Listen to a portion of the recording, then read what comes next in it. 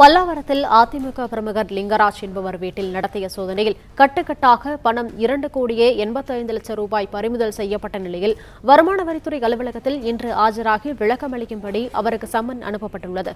கூடுதல் விவரங்களை செய்தியாளர் சரவணகுமார் வழங்க கேட்கலாம். சரவணகுமார், வணக்கம். விவரங்களை சொல்லலாம். பல்லாவரம் பகுதியைச் சேர்ந்த தொழிலதிபர் லிங்கராஜ் இவர் அதிமுகவிலும் உறுப்பினராக உள்ளார். இவருடைய தொழில் தொடர்புடைய இடங்கள் மற்றும் வீட்டுல நேற்று நள்ளிரவு முதல் காலை வரை வருமான வரித்துறை சோதனை நடத்தி இருக்கிறார்கள். லிங்கராஜ் ஒரு BLR சிவில் சப்ளை ஒரு பெயரில் இந்த ஜல்லிக்கற்கள், மணல் வியாபாரம், சிமெண்ட் கலவை விற்பது போன்ற கட்டுமான நிறுவனங்களுக்கு விற்பனை செய்யக்கூடிய பொருட்கள் எல்லாமே விற்பனை செய்து வருகிறார். இவருடைய அலுவலகத்தில் தான் இந்த சோதனை நடத்தப்பட்டிருக்கிறது. அதே போல ஒரு வீட்டிலும் சோதனை நடத்தப்பட்டிருக்கிறது.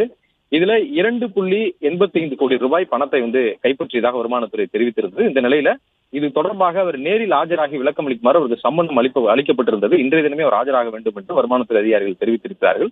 இது தொடர்பாக அவரும் விளக்கம் அளித்திருக்கிறார். இது அரசியல் தொடர்புடைய, தேர்தல் தொடர்புடைய பணம் அல்ல எனவும், இது தன்னுடைய தொழில் மூலமாக ஈட்டிய பணம் எனவும், தற்பொழுது தேர்தல் நடத்தை விதிகள் அமலில் இருப்பதனால அந்த பணத்தை தான் வங்கியில் கொண்டு சேர்க்காமல் அதை அலுவலகத்திலேயே வைத்திருந்ததாகவும், அப்பொழுதுதான் வருமான வரித்துறையினர் சோதனை நடத்தி அவற்றை கைப்பற்றியிருப்பதாகவும், தான் உரிய விளக்கம் அளிக்க இருப்பதாகவும் அவர் தெரிவித்திருக்கிறார். தொடர்ந்து வருமான வரித்துறையினரும் அதற்கான ஆவணங்களை கேட்டுதான் இன்று அவரை நேரில் ஆஜராக வேண்டும் என்றும் அவருக்கு சம்மன் அனுப்பியிருக்கிறார்கள்.